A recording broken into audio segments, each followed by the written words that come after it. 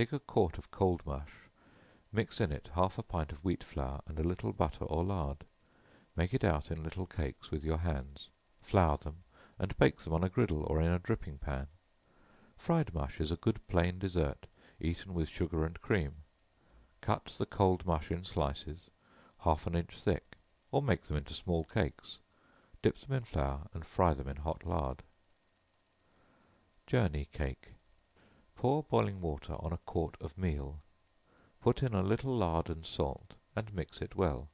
Have an oak board with a rim of iron at the bottom, and an iron handle fastened to it, that will prop it up to the fire. Put some of the dough on it, dip your hand in cold water and smooth it over.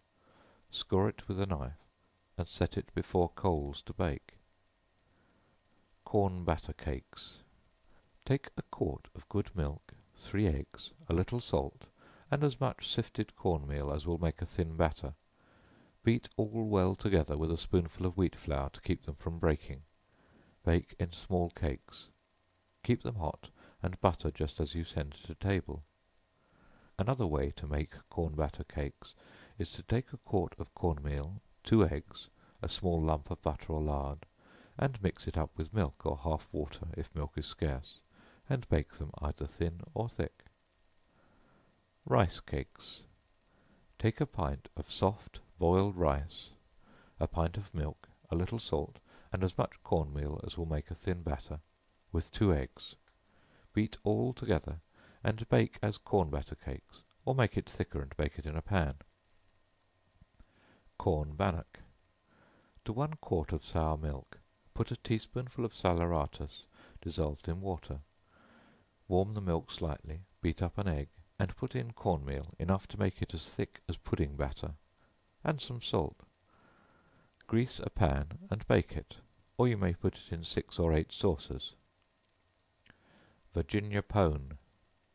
Beat 3 eggs and stir them in a quart of milk, with a little salt, a spoonful of melted butter, and as much sifted corn meal as will make it as thick as corn batter cakes. Grease the pans and bake quick. Lightened Pone. Take half a gallon of corn meal and pour boiling water on 1/3 of it. Mix it together with warm water till it is a thick batter. Put in 2 tablespoonsful of lively yeast and 1 of salt. Stir it well and set it by the fire to rise. When it begins to open on the top, grease the Dutch oven and put it to bake, or bake it in a pan in a stove. Cold Water Pone.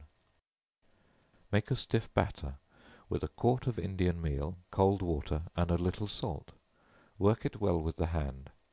Grease a pan or oven and bake it 3/4 of an hour. Eat it hot at dinner or with milk at supper. Indian Bread with Buttermilk.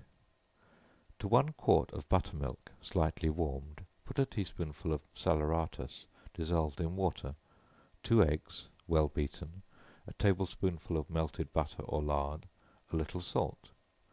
Stir in with a spoon as much Indian meal as will make a thick batter. Beat it for a few minutes.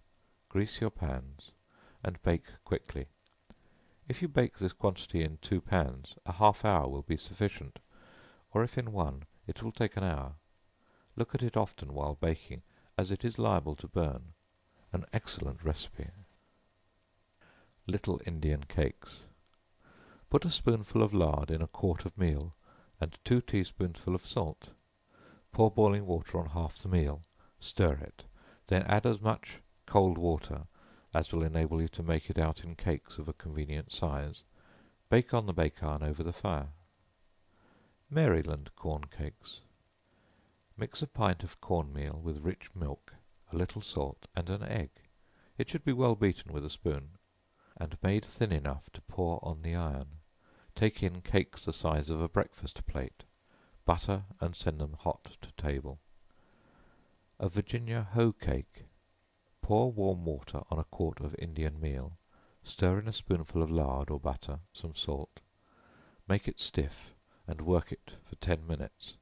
Have a board about the size of a barrel head, or the middle piece of the head will answer. Wet the board with water, and spread on the dough with your hand. Place it before the fire, prop it aslant with a flat iron. Bake it slowly. When one side is nicely brown, take it up and turn it, by running a thread between the cake and the board. Then put it back and let the other side brown. These cakes used to be baked in Virginia on a large iron hoe, from whence they derive their name. Batter bread with yeast. Rub a piece of butter the size of an egg into a quart of corn meal. Add a little salt. Make it in a batter with 2 eggs and some new milk. Add a spoonful of yeast. Set it by the fire an hour to rise. Butter little pans and bake with a quick heat. Carolina corn rolls. Take a pint of corn meal, pour over it sufficient boiling water to make a very stiff dough, then add a tablespoonful of salt, and permit it to stand until about milk warm. Work it well with the hand, then make out the rolls of an oblong shape, and bake them from half to 3/4 of an hour, according to their size. The addition of a small lump of butter or lard is an improvement. If they are rightly made, they will split on the top in baking, and can be eaten by those who cannot partake of other preparations made of corn flour. Mixed bread. Put a little salt and a spoonful of yeast into a quart of flour. Make it sufficiently soft with corn meal gruel. Let it rise. Bake in a mould. New England hasty pudding, or stirabout. Boil 3 quarts of water in an iron pot. Mix a pint of Indian meal in cold water, and make it thin enough to pour easily. When the water boils, pour it in. Stir well with a wooden stick kept for the purpose. It takes about an hour to boil. Salt to your taste. Stir in dry meal to make it thick enough, beating it all the time. Eat with milk or molasses, or butter and sugar. This is said to be a wholesome diet for dyspeptic patients, and makes a good meal for children. Corn muffins. Warm 3 pints of milk, and stir into it as much corn meal as will make it as thick as pudding batter. Add 2 handsful of wheat flour, 2 teaspoonsful of salt, 3 eggs, and a teacup of yeast. Beat the whole well together, and let it rise about 6 hours, when bake as other muffins. Soaked crackers for tea. Pour boiling water on crackers, put in some butter and a little salt, cover them close, and keep them warm till tea is ready. If you have milk, boil it, and pour over instead of water. This is easily prepared. End of Section 6.